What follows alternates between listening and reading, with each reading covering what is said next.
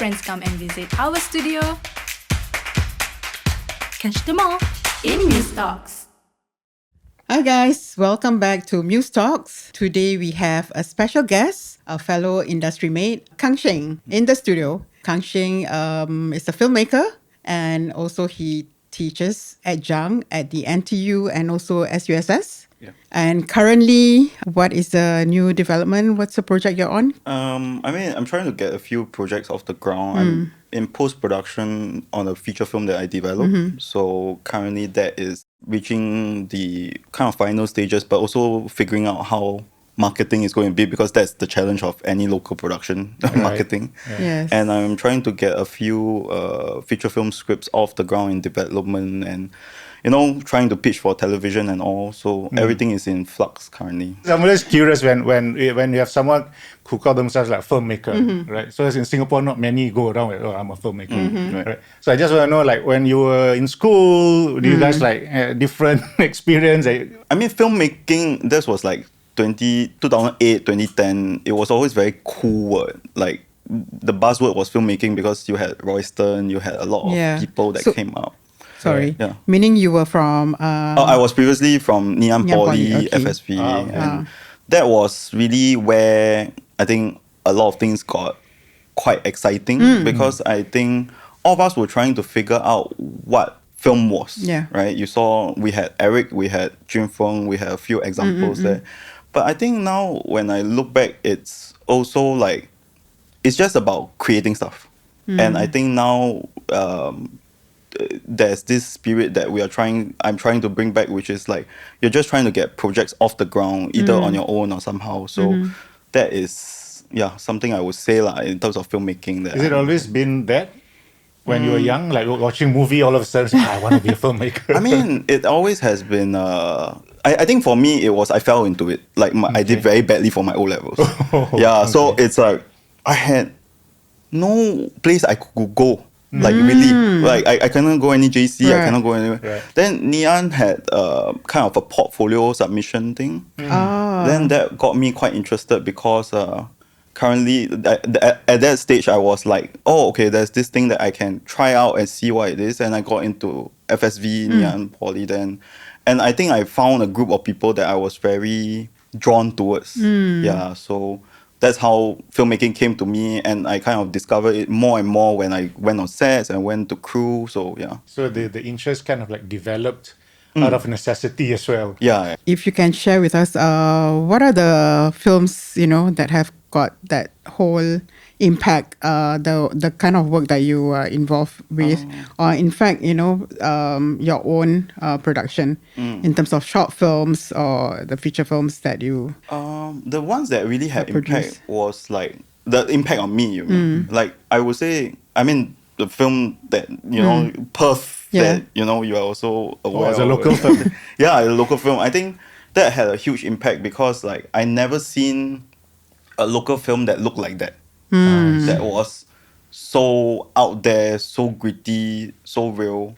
And also like another local film, which is on the more art house side, there was this filmmaker called Kang Loom who did Art of Flirting. That was very impactful to me. And it was interesting because you see a lot of these people subsequently do TV work and go into like art house filmmakers that go into tele movies. So like Nizam, also another great late filmmaker. Nizam. And then I think I was very excited because there's this crossover of like, you can do film projects on the side that are art house or personal to you, but you can then also do TV. More commercial. More commercial stuff. And Sanif, big part of that. I mean, I think when I saw Sayang Di Sayang, I was just so moved at all levels, because it was like he brought himself to it, and the personality was so strong in that film. And I think it's not about finding the perfect film, but the film that is the most sincere. So even besides Sanif, there was another film who was that? I was thinking of even Bunting. Bunting. Yeah, I was like, and it's always excited me to see this TV directors doing films or feature film directors doing TV. That was always exciting. Are you always looking out for themes or concepts that is a bit different from others, or are you happy?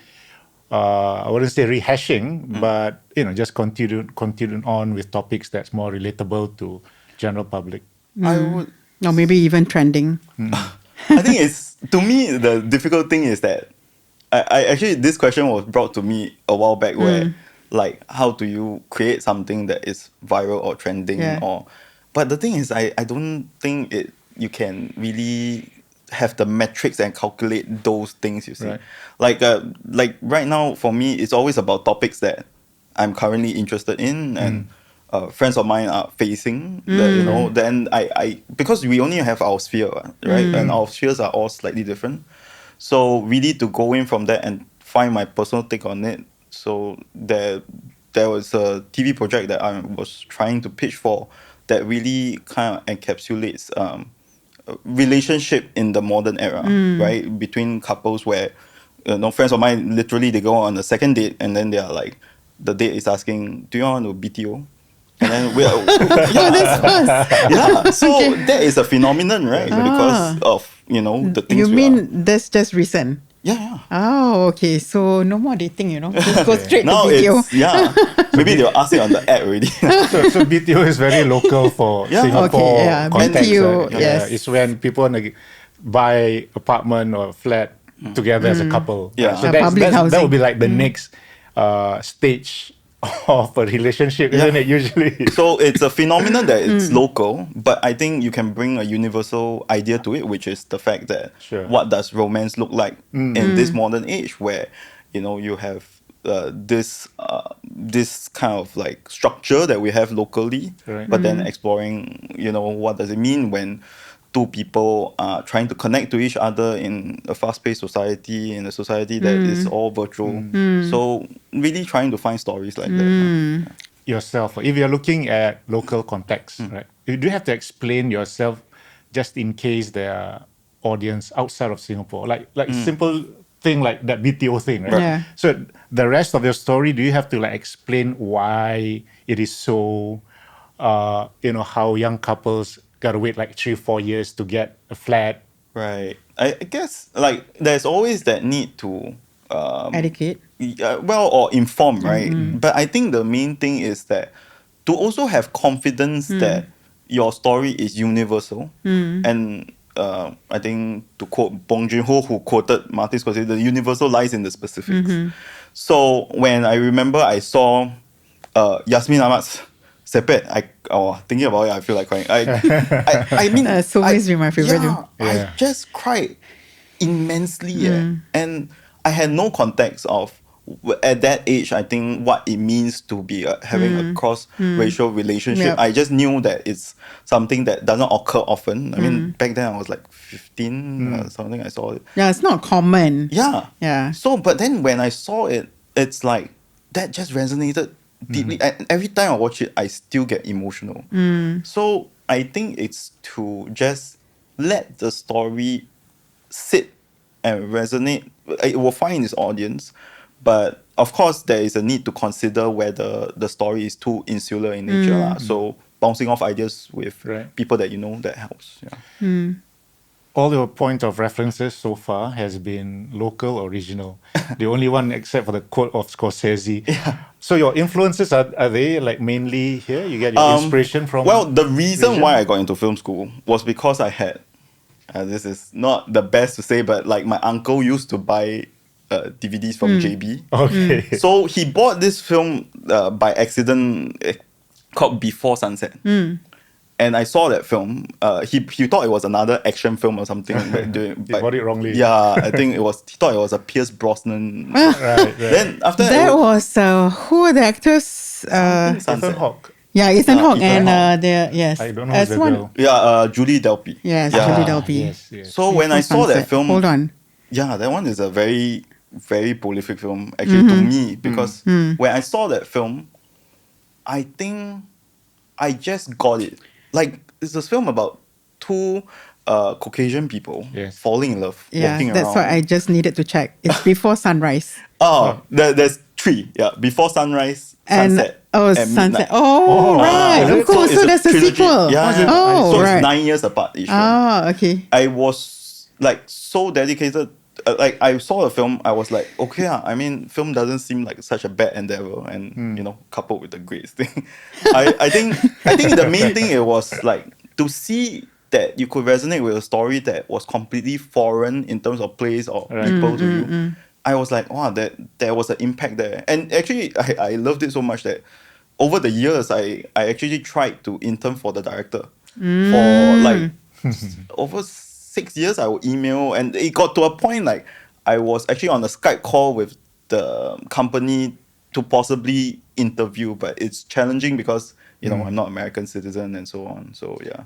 We started out with your school life, and now you're also doing some teaching at Jung Teaching. Can you see yourself now, or the students are very different from those days? I think it's I like having the privilege to teach now. It's very exciting to me because I see another change occurring, right? With the digital revolution, it feels like okay, everybody can go make something. You take the DSLR, you got SD card, you go, don't Phones need to. So Yeah. Then so now it's a different thing where I think it's not the technology only, it's more of the format is changing. Right. So I think I'm learning a lot from students in terms of what they're consuming, Yeah. what is online. Yeah. But it's also really being aware that like we are all going through the same thing every time at that age, right? We are trying to figure out who we are. We are trying to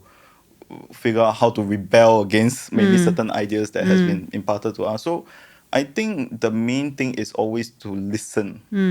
And I think this comes from the important skill as a filmmaker also to be, which is also a challenge I have, to listen to your actors, listen to your crew. So listening to students is the exciting part for me as an educator. Yeah. You went abroad to get your degrees and your masters. Yes. Yeah. And still yet, while talking to you, I get that you are deeply influenced by, again, our local music industry. Hasn't that like kind of impacted a bit? Because since you are going abroad, you study all these foreign techniques and stuff. Right. You're quite near to, Well, I mean, the lucky thing, like having the privilege to then subsequently also get a scholarship to study overseas, that was something I never imagined in my life. And then pursuing film in that realm at UCLA during my grad I mean, school. that's like the place, right, to be Yeah. for film. Yeah. But I think it's that I think during my time there, I also discovered that we all actually like film doesn't really change from place to place. The culture changes, the community changes, but the techniques, the fundamentals don't change. And I think being there just reminded me why it's important to look backward and back home, why those things shaped me and influenced me. Because I did try doing some stories there that were like foreign to me, trying to find my perspective into that. And that was very enjoyable. And I still do enjoy that. But it's important then saying like, at the end of the day, when you look back at the stuff you create, right? Like, how do you feel about it? Like the body of work, right? That if you're lucky enough to create a few projects, then you are looking at like, does this reflect me? And I think that's something that being there, I was more and more aware about during my time there. So were you actually on you got any gigs from the LA production when you were there? It was tricky because like you being on the student visa, you are caught in like a very tight realm of what you can do. Okay. But I was lucky enough to like crew on other school sets. So like there was Cal Arts that were like they will ask us to help out, or sometimes I think there was USC project that I was on, and then that was VR related that opened up. Yeah, that was So I think all these kind of projects like made me very interested in different people, different approaches to stuff, which was something that I felt like I didn't have the opportunity before I left to do that. So that was very lucky. Yeah. I always feel that once you're overseas, you get that kind of exposure, and you definitely will be an advantage. Yeah. yeah, I think it's just like really opening your Yeah. worldview. Correct. Yeah, that's the, So was that when you met Djinn in LA? yeah, Djinn was, yeah, that was the period I met Djinn. But Djinn was a funny story of more of because my wife was there. We were stuck during the pandemic. She flew there and then got stuck because of COVID. Right. Then we were there for a period of time. Then we really, really craved Singapore food. And then we wanted nasi lemak. Okay. And then we got on this like social media, there's this like LA lady that does nasi Right. lemak. Yeah. Then she was like, she came over, she delivered. The Mina Rock or something, right? Yes. Oh my god, yeah, it was amazing. The nasi lemak. Probably like. I mean, you're talking about the pandemic. It's just quite recent. 2020. Yeah. Oh, wow. Yeah. Okay. So then that's where she's like, oh, what do y'all do? And then we said film and media. Then she's like, oh, yeah, you're very, very crazy one. Yeah, like I know of this person. Then when she said Djinn, Oh my gosh. that, like that got me goosebumps because it's like full circle Yeah. to like a film I saw and then never heard much about again, Right. and then to meet Djinn and then to learn so much about that film because Djinn is really open. I mean, Yeah, he'll tell you everything. Yes, from A to everything. Z. Yes. So I Even to think- strangers. So that's how he I connected see. me. So I got, because when you approached us, okay, so that's how we got to know each other, and now he's a friend of Muse. So it was through Djinn. So I thought that, you all work on Projects something before. before, when he was here. Yeah. So it was really just recent. Yeah, Oh, wow, okay. It was that, and then I think because my interest has been over these past few years local Right. film history a lot, and which I try to really dig in and help people archive. So Djinn then introduced me to you, and then knowing that you worked on Return to Pontianak, and yes, then I was my like, debut. oh my gosh, like everything is connecting the dots, and I think it's also interesting because sometimes there's the gap Yeah. between certain generation Yeah. of filmmakers, and I think it's, to me, I think partially this dive into local film is also for my own sanity because I felt like for the longest time I was mentioning titles and people are We looking do not know about it. Yeah. True. like the titles that I'm mentioning now, I Yeah. feel like at least I'm sane talking. to you all, Yeah, right? I understand. Yeah. Okay, you found your tribe. Yeah. Yeah, for sure. Challenges of working in Singapore, especially filmmaking, because I Yeah. know you heard a lot of stories. You are in the industry as well. I think sure. It's okay. I feel like the challenge has always been that the key thing of I think to be in media, to work in media, there's definitely a very sustainable industry in Singapore because for like a rice bowl, the longest time I did weddings, corporate videos, Right. that definitely you can find a way. I think the challenge is when you want to tell stories, right? Okay. And stories that are personal to you, you really have to work hard at kind of like nobody is going to give you the opportunity. Nobody's going to say, wow, you look like a really up and coming filmmaker. yeah, I yeah. think you Really have interesting. that. Unless, you've got recognition from Cannes Yeah, or... but there you go. it's like you Spend my always, money. There's no way. Yeah, There's no it's not way. like finance. It's totally different. Yeah, so I think it's always you have to demand people's attention and the content has to demand Yeah. people's Right. attention. Yeah. So you always have to work hard at getting projects through the door. And by any means necessary, I've encountered a situation where somebody told me, oh, this is the only budget that I can work for this project. Like this project is like, let's say like $800,000. But to be frank, every project, right, there's an $800,000 version. There's an $8,000 version. Correct. There's an $8,000. Yep. $800. Yeah. I think the main thing is whether you want to. Yeah. Right. Right? Do you want to make the project happen? Yep. Do you want to get it off the ground? Do you want to realize it?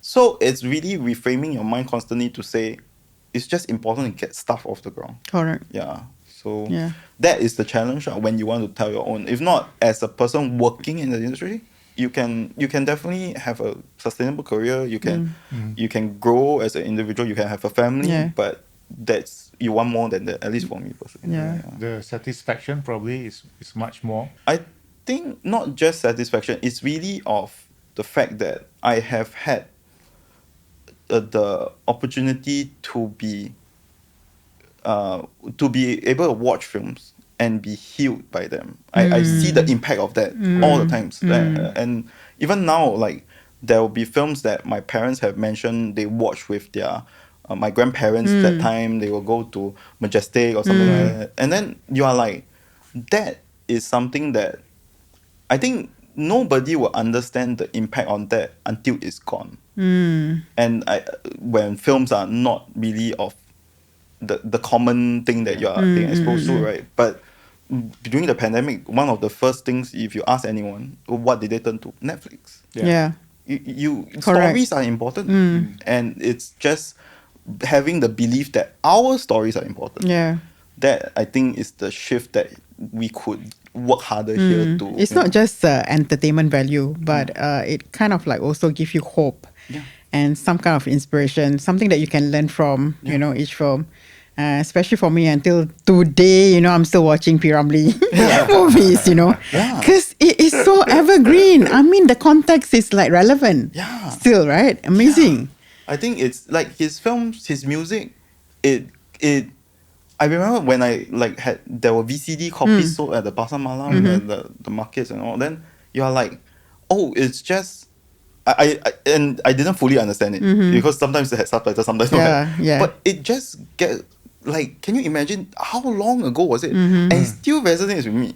Like that's the impact that, you know, it's part of your heritage, it's part of you. Yeah, I think that's very important. In the future, then, what's your plans? Are you really going to join the 30-second gang, or you're going to stick to the 3-hour Long gang? form.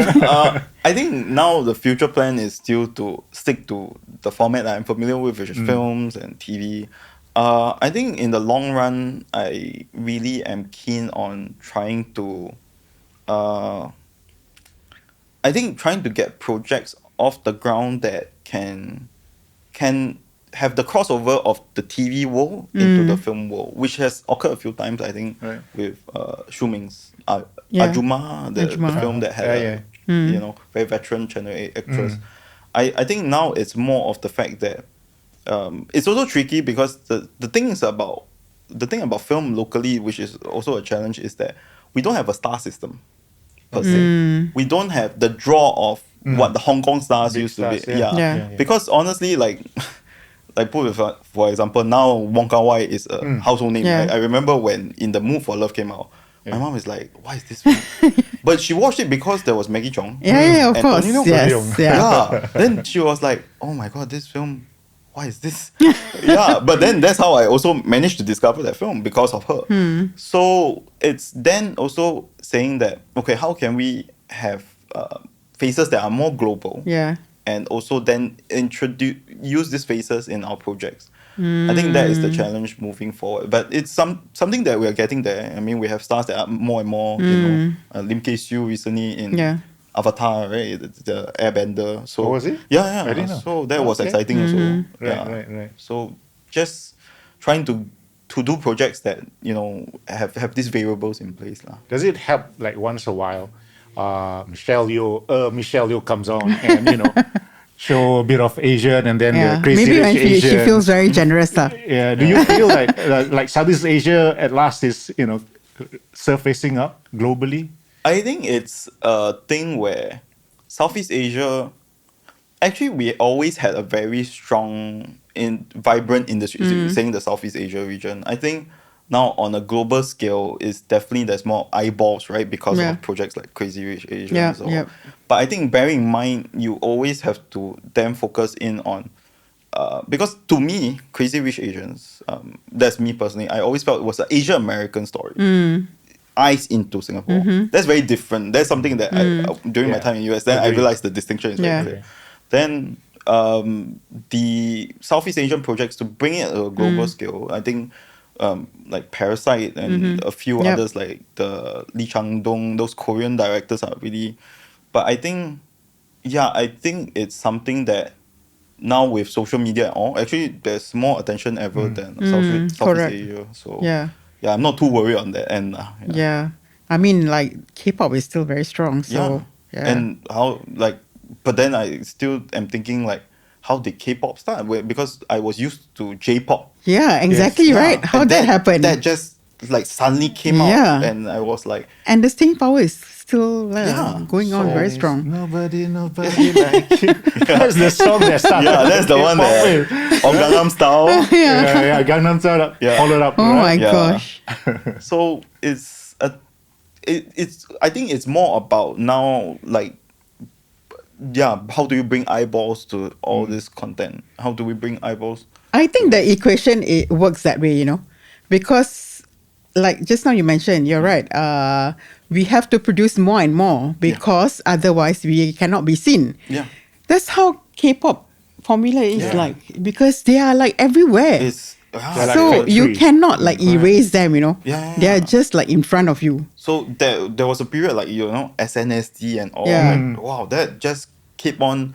And I mean, my parents used to buy the box sets of those like K-drama. Serious? Yeah. Oh, wow. So I still Okay. have Winter's in Sonata. Yeah. So like you have to start somewhere. I mean, Right. now watching it, it's actually very rudimentary if you watch some of those old shows, but the fundamentals are there and everything. So I think it's about really just constantly doing it and then constantly being tireless in advertising your product. Yeah, correct. you have And to be it has to relentless. be, Yeah. long lasting, have a sustaining power, that kind of thing. Yeah. Just like, how the soap operas do. How many episodes? Like more than, And now there's also, I think my parents introduced me, there's the Thai Oh. soap opera. It's actually occurring, Right. like, because in the Chinese channel they dub it. Oh, yeah. So it's picking up now. Yeah, so that's actually another whole spectrum of things that. Do we have to actually get together to produce something impactful? What I mean by that is like Malaysian film industry is okay, is big. Yeah. The Indonesian film industry is big. Yeah. The Thai is quite big. Right. Filipinos is also there. Yeah, What I yeah. mean is, why don't we, work together more meaningfully? Then you get a bigger market to market that product, all right? And really showcase a Southeast Asian brand or cinema to the world, since individually coming up is tough. Yeah. And especially also because Singapore is already like a global brand. Yeah, Right? I mean, Yeah. somehow we can leverage on Yeah. our branding, Branding, Singapore's yeah. branding and stuff like that. I think it's tricky. I mean, in the context of speaking from Singapore, Yeah. I think the tricky thing is that when you have such a small country in comparison to the countries that you just spoken about, I think the thing is that we want to champion a face, and it's easier to champion like certain faces that have gained recognition, and rightfully so because we are so small. All right.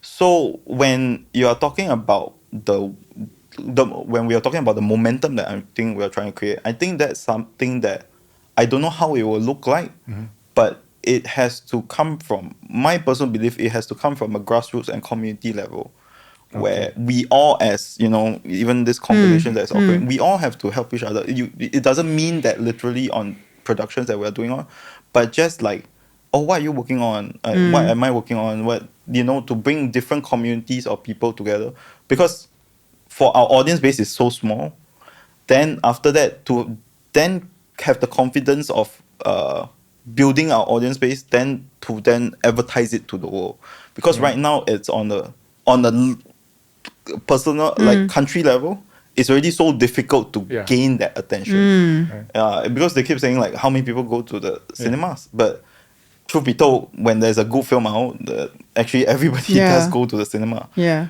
It's just the quality of the film, the marketing of the film, marketing. and all those aligning, timing, and all that. Yeah, I mean, when I went to watch Money No Enough 3, I was like shocked at the crowd that was on the like afternoon weekday. I was involved in Money No Enough, right? The first one. Oh yeah, I think. What do you do? Are you Because I was from, I wish, because I was from JSP Films, Post actually. But because of the film, it's quite a huge scale, and that's their first film. So people from the Post side, we also have to be involved in the production. Right. Yeah. So you know Shuko? Yeah, of course. Oh yeah. Yeah. So did your name come out in the credits? Yeah, Wardrobe Girl. Wardrobe Girl number 4. No. I was. It's an amazing project because recently there was the behind the making of Money No Enough. They released it. Then there was footage of you guys working. on the first one? Yeah. Really? Is it on YouTube? Oh my god, how did I miss it? Netflix. Serious? Okay, Yeah. I have to check it out. So I think it's also like when I saw the making of it, it's like everybody just figuring out.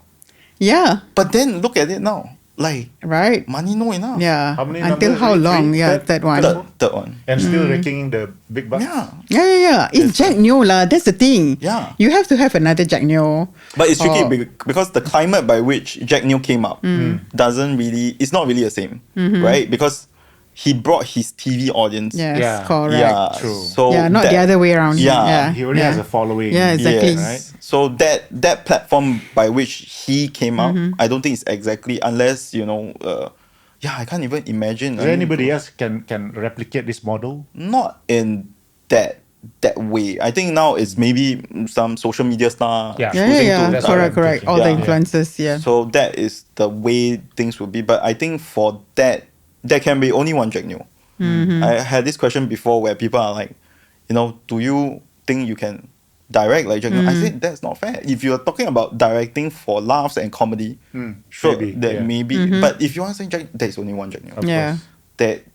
That he's that special. Yes. He's that amazing in how he can just speak directly to the mass audiences, which is the beauty of it. But we need to look elsewhere. This is what I mean, like where we always have to look to our current community of people and say like, okay, what other things are there? Correct. Yeah, but for Jack Neo, he also worked with the same Group of people. Group of people. The gang, right? Yeah, But he- and I think that's the formula too. Because if you look at all the Hollywood, they work with the same Of course. people. Your tribe. lah. Yeah, your Yes, tribe. right. Correct. It's They're easier. just more comfortable, probably, right? Working with this group of people. But I think the main mistake, I mean, from where I stand, where I see all the money no enough films and seeing the behind the scenes of the first one, that confirm my belief is that everybody keep saying like, oh, it's the topic, subject matter, the humor that works, right? But actually, what really works when you say that working with people, it's a story about friendship Yeah, it's true. that transcends Yes. over time. Correct. It's just friends. Three of them, when I saw the behind the scenes and the way they got emotional and broke up Yeah. because, of the highs and lows they go through, it's just friendship. And on that fundamental level, everybody can resonate Correct, with friendship. correct, yeah. So that is the magic to me of Money No Enough. He appeared, or he acted in 12 Stories, right? Jack Yeah. Neo? Yeah, that He was that, the crossover. taxi driver who married yeah. a China Yeah. lady, right? Yeah. I mean, like look at Mark Lee. Yeah. Yeah. Who would have thought? You're talking about faces, right? Yeah, Sorry, so Mark. now Mark Lee is very global. Yeah, having exactly. Oh, it's the second revival of his career, right? Yeah. Now he's Yeah. There are big. actors Yeah. like this with Peter Yu, Peter Yu, Yes. yeah, who had left the television Yeah. industry, and I think it's always being. I think we have a huge talent pool here to be able to utilize and mine from, but it requires us to always look inward as much as we are looking outward. Yeah, that's the key thing. Heavy stuff today. Okay, you mentioned that you are working on a film with Michael Kam. Yes. Yeah. Yeah. Who's that? Sorry. Michael Kam is also a filmmaker. He's a filmmaker. He's my lecturer. He was that one. It's a project that we've been speaking about. So I helped produce with few other producers on this film. It's really to go back to that spirit of indie filmmaking that we were aware of. So being on a very small scale budget, trying to get in favor sponsors, but also trying to build up a kind of community of people that we say like this is we want to continue working together and have a relationship as we grow because our production company is still very young, so that's something that we are trying to look toward. Yeah. Is this going to be screened or mainly for the festivals? I think it's right now we are finishing on post-production, so the goal will be festival, but then subsequently definitely to be screened. Okay. Yeah, because I think it's a film for people, because we feel like there's a gap, like there's very extreme of like certain types of film that are commercial and certain types of Right. film that, but this one kind of rests in between. And I think that we will try to figure out like a marketing strategy, at least maybe in the next few years. Yeah. So language-wise, it's totally all in. It's all mixed. Yeah. Okay. So English, Mandarin. Yeah. The story, it's very simple. It's basically about a person who lost his wife towards he's in his later years already, and he's trying to sell his car, his Okay. prized possession, Right. and the journey of selling the car makes him realize there is more meaning to life even after the loss of his wife. So it's very simple story. The pitch I always give is like the road trip movie that goes nowhere in Singapore. Okay. Yeah, so he's on a journey of discovery, but with Quite all this similar to encounter. Perth. Oh yeah, that's a good. That's a good point. Yeah. Goes nowhere. I guess Yeah, maybe it goes less nowhere. dark. Less dark. Yeah, okay, less dark and Less violence. Yeah. Yeah, gory. It's violent. Yeah. Okay. And the violence still worked because Oh. during the anniversary screening, I think everybody was Still. Yeah. Yet taken aback. Right. They were like, "Oh, ow." Yeah, exactly. Yeah. Even when I would rewatch it, I was like, "Wow, Djinn! Oh my God, could have Coming been from living." someone like Yeah, Djinn. exactly. Right. That is the Yeah, amazing so that's the part. irony. I mean, that's the thing. That's the beauty about film. You get to know the film, and then when you get to know the director, you're like, oh, okay. Yeah. So it's like each film represents maybe different facets of the person also. Yeah, Yeah, I that's think so. If your children come up to you, or your son, your daughter, Dad, I want to go into filmmaking, would you say yes, no? Yes, but look into your finances. Very practical, Dad. Yeah, I mean it's about sustainable filmmaking. That's what I believe. So it's no point you go all out, but then I've heard of stories where people go out broke, making a film. I don't think that's advisable. It's more about how do you consistently make, but also sustainably make them. That's typically what a Singaporean is like. Yeah, Very I think. pragmatic bunch we are. Yeah. Unfortunately, yes.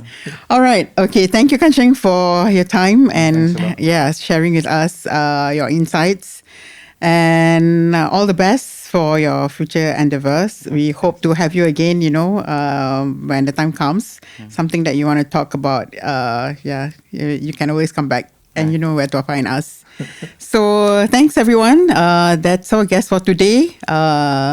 Please subscribe and leave a comment. See you next time.